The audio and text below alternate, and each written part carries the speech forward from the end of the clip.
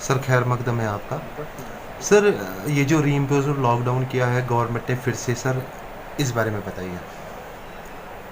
देखिए, लॉकडाउन जब पहले किया गया तो उसमें जो सख्ती पहले की गई अच्छी बात थी, लेकिन फिर इसमें जो रिलैक्सेशन आ गई बीच में, उसने लोगों में ये तासुर दे दिया शायद यहाँ पे ये कोविड-19 ख़त्म हो गया है, इसका कोई असर नहीं होगा। लेकिन लोगों के तवक्कात के बरक्स यहाँ पे ये सिचुएशन इतनी ग्रिम हो गई कि आज के डेट में 400-500 लोग रोज़ पॉजिटिव आते हैं। और अगर हम स्टेट की बात करें, अब जम्मू में भी इसका फैलाव बढ़ता जा रहा है और कश्मीर में है ही है, तो आज के डेट में हालत ऐसी है कि हमारे हॉस्पिटल्स में जगह नहीं है, तो कहीं कहीं पे पॉजिटिव पेशेंट्स को होम क्वारंटाइन किया जा रहा है, जो कि एक मतलब ख़तरनाक सिचुएशन बनती जा रही है। तो इस सिलसिले में लॉकडाउन का फ़ैसला जो लिया गया है उसका हम खैर मकदम करते हैं। अभी जो इस सिलसिले में जुडिशल कमिश्नर साहब का जो बयान आया है कि 28 के बाद 3 दिन के लिए फिर से रिलैक्सेशन मिलेगी ईद के, जो आने वाली ईद है, ताकि लोग कुछ सामान वगैरह खरीद सके। लेकिन इस सिलसिले में मेरी लोगों से गुजारिश है कि जितना नॉन सीरियस बहुत सारे लोगों ने इसको लिया है, ये एक ख़तरनाक सिचुएशन इस वक्त पैदा हो गई है हमारे यहाँ पे जम्मू कश्मीर में, तो इसको सीरियसली ले, मेहरबानी करके घर से बाहर जाके मास्क का इस्तेमाल करें, मास्क ज़रूर लगाए, और जो भी वर्ल्ड हेल्थ ऑर्गेनाइजेशन की तरफ से जो गाइडलाइंस हैं उनको फॉलो करें और गैर ज़रूरी तौर पर घरों से बाहर ना आए। ये मेरी लोगों से गुजारिश होगी और सरकार से भी मेरी गुजारिश होगी कि इस सिलसिले में संजीदगी का मुजाहरा करें, क्योंकि मैंने इससे पहले भी कहा लॉकडाउन करना आसान है। मैं सरकारी मुलाजिम तनख्वाह लेता हूँ, लेकिन जो एक तबका हमारे यहाँ है, गरीब तबका, जिसमें हमारे ड्राइवर हजरात है या मज़दूर जो है, जो डेली मजदूरी करके अपने रोज़गार मतलब कमाते हैं और उसके बाद ही अपने अयाल को खिलाते हैं, उनके लिए लॉकडाउन एक मुसीबत बन चुका है। तो उनको जिस तरह पहले पहले शुरुआत में लॉकडाउन में लोगों को राहत पहुंचाने के लिए घर घर राशन या वगैरह पहुंचाया गया, तो वो सिलसिला फिर से शुरू होना सर चाहिए। अगर आप लॉकडाउन का खैर मकदम करते हैं, तो अगर हम नॉन लोकल्स की बात करें जो यहाँ पे एंटर हुए विदाउट स्क्रीनिंग विदाउट टेस्टिंग यहाँ पे एंटर हुए, तो आपका क्या कहना है उसमें? देखिए, चाहे लोकल हो या नॉन लोकल, जो भी ट्रैवलर बाहर से आता है, तो ये अक्लमंदी यही है कि उन सबका टेस्ट होना चाहिए पहले, उसके बाद उनका क्वारंटाइन उनको ज़रूरी करना चाहिए। अगर उनका नेगेटिव भी उनका अगर रिज़ल्ट आता है, तब भी उनको 8-10 दिन के लिए कम से कम, क्योंकि यही गाइडलाइंस है। सर वो तो विदाउट मास्क से यहाँ पे आए, विदाउट स्क्रीनिंग विदाउट टेस्टिंग उनको यहाँ इट पे इज़ लाया वेरी गया। अनफॉर्चुनेट। अगर ऐसा हुआ है तो ये बहुत ही एडमिनिस्ट्रेशन की तरफ से एक लैप्स माना जाएगा, जिसका हम खमियाजा इस वक्त भुगत रहे हैं। तो मेरी यही गुजारिश होगी, जो भी ट्रैवलर बाहर से आता है, वेदर इज लोकल और नॉन लोकल, तो उसकी स्क्रीनिंग ज़रूरी होनी चाहिए, टेस्टिंग उनकी ज़रूरी होनी चाहिए।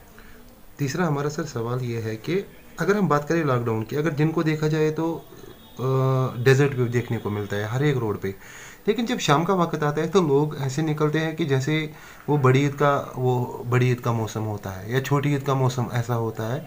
तो आपकी तरफ से क्या रहेगा लोगों के लिए? अभी भी आप कह रहे थे कि लोगों को खुद प्रिकॉशंस लेने हैं। देखिए, इट इज़ वेरी अनफॉर्चुनेट कि लोग इसको आम हड़ताल की तरह ले रहे हैं, क्योंकि यहाँ पे हड़तालों की आदत पड़ गई है कश्मीर में। तो इस सिचुएशन को भी एक हड़ताल की नज़रिए से देखा जा रहा है, जो कि हकीकत नहीं है। कोविड-19 का फैलाव जो यहाँ पे बढ़ गया है, ये शाम को भी खतरा है, सुबह को भी खतरा है और दिन को भी खतरा है, रात को भी खतरा है। ये 24 घंटे खतरनाक चीज़ है। तो इसमें अगर फिर शाम को जो नाके लगे होते हैं, वो शाम को अगर उठ जाते हैं नाके, तो लोग घरों से जोक दर जोक निकल जाते हैं, चाहे किसी को कुछ लाना हो या ना लाना हो, घरों से निकल के बाहर बैठते हैं, दुकानों पे बैठते हैं, या आपस में टोलियाँ बना के एक दूसरे के साथ बातचीत में मसरूफ़ रहते हैं। तो ये सिलसिला बंद होना चाहिए। मेरी लोगों से यही गुजारिश है इस सिचुएशन को आप कोई पॉलिटिकल सिचुएशन ना समझे, इसे कोई हड़ताल ना समझे, बल्कि ये एक महलक बीमारी है जो ट्रांसमिट होती है एक दूसरे से। तो मेहरबानी करके घरों में बैठिए, गैर ज़रूरी तौर पर ना सुबह को, ना शाम को, ना दिन को निकलिए। अगर किसी को निकलना है, मजबूरी कोई है, कोई चीज, तो उस सिलसिले में भी प्रिकॉशंस जो ऑलरेडी एसओपी के मुताबिक हैं उनका ख्याल रखें, उनको ध्यान में रखिए ही बात है। ईद उल अधा की अगर सर हम बात करें तो यहाँ पे जो बड़ा मार्केट होता है जो ईदगाह में लगता है, ये मतलब कुर्बानी ईद है, तो कैसे लोगों को प्रिकॉशंस लेने चाहिए, किस तरीके से खरीदो फरोख्त होता है, आपकी क्या अपील रहेगी उनके लिए? देखिए, फ़िलहाल इसकी खरीद फरोख्त बंद होनी चाहिए। जहाँ पे भी मंडियाँ लगी हुई हैं, ये मेरी ज़ाती राय है, उन मंडियों को फ़ौरन बंद किया जाना चाहिए जब तक लॉकडाउन है। और लॉकडाउन जब खुलेगा, अगर 28 के बाद सरकार ने लॉकडाउन उठाया 2-4 दिनों के लिए, तो कुर्बानी की जानवर खरीदे, लेकिन उसमें भी सोशल डिस्टेंसिंग का ख्याल रखे, या जो रेट्स हैं उनका भी ख्याल रखे। क्योंकि सुनने में आया है कि कहीं कहीं पे कुर्बानी के जानवरों को मुंह मांगे दामों बेचा जा रहा है या ख़रीदा जा रहा है, जो कि अच्छी बात नहीं है। ऑलरेडी डिपार्टमेंट ने इसके लिए एक रेट मुकर्रर की है लाइव स्टॉक की, तो उस रेट के हिसाब से ही लोगों से गुजारिश है कि वो लाइव स्टॉक्स खरीदे और कुर्बानी करे। और कुर्बानी जब करनी हो तब भी मेरी गुजारिश है लोगों से, जो ज़बह करने वाला लाते हैं हम घरों में, उसको पहले अच्छी तरह से हाथ मुंह धो के और सैनिटाइज़र का इस्तेमाल करके ही वो ज़बह करे।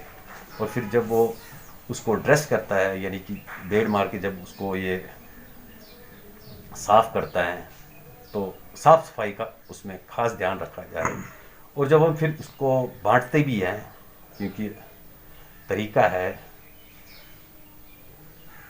सर अगर जो हम सुन्नत के हिसाब से तरीका भी है, तो उसमें भी सोशल डिस्टेंसिंग का और साफ़ सफाई का ख्याल रखा जाए। सर अगर हम बात करें, जब भी कोई चाहे सोशल इशू हो या कोई लोगों का कोई इशू हो, आप हमेशा आगे रहे हैं। यहाँ तक कि कुछ लोग जो आपको ज़्यादा पसंद करते हैं वो बोलते हैं, जब भी आपका कोई वीडियो आता है, कोई प्रेस रिलीज़ आता है, वो लिखते हैं कि वॉइस ऑफ वॉइसलेस पीपल, आपको लिखते हैं कि मतलब ये हमारी वॉइस है। तो सर सबसे मेरा आखिरी सवाल ये रहेगा, अगर हम बात करें स्टोर्स की, स्टोर्स पे जो चीनी देते थे लोगों को, चाहे वो APL हो, BPL हो या AY हो, लेकिन वो स्टॉप किया गया। आपको खुद भी पता है ज़्यादातर लोग उसमें सफ़र कर रहे हैं, यहाँ से कोविड-19 भी है। तो आपकी तरफ से क्या रहेगा अपने डिपार्टमेंट को कि लोग जिस तरह पहले चीनी फरोख्त करते थे तो वो स्टॉप हो गया स्टोर्स पे, तो आपका क्या कहना है इसमें? देखिए, ये सरकारी डिसीजन है। सरकार हर स्टोर पे राशन के साथ साथ शुगर भी देती थी, हर राशन डिपो पे दिया जाता था और लोग लेते भी थे। लेकिन दिसंबर 2018 से ये बंद हुआ है, ये सिलसिला, इसकी सप्लाई रोक दी गई है। ये हमें थोड़ा FCI मिलता था, उसके बाद कॉन्ट्रैक्ट, इस पे कॉन्ट्रैक्टर को एंगेज किया गया था जो हमें यहाँ पे पहुँचा के देता था। लेकिन इसका जो सब्सिडी पोर्शन है वो सरकार ने बंद कर दिया है। विद रिजल्ट ये टोटली बंद हो गया है। अभी सरकार ने एक फ़ैसला लिया है कि AY राशन कार्ड्स को फिर से 1 किलो फी राशन कार्ड के हिसाब से शुगर दिया जाएगा, जिस पर अभी काम चल रहा है। तो ये तो सरकारी फ़ैसले होते हैं, इसमें हम मुदाखलत नहीं करते हैं। लेकिन मैं अपनी तरफ से ज़ाती राय जो मेरी है, मैं सरकार से गुजारिश करूँगा कि नॉन सब्सिडाइज्ड रेट्स पे यहाँ के स्टोर्स पे शुगर मुहैया रखा जाए, ताकि लोग जो महंगे दामों खरीद रहे हैं उससे वो बच जाए, लोगों का फ़ायदा हो।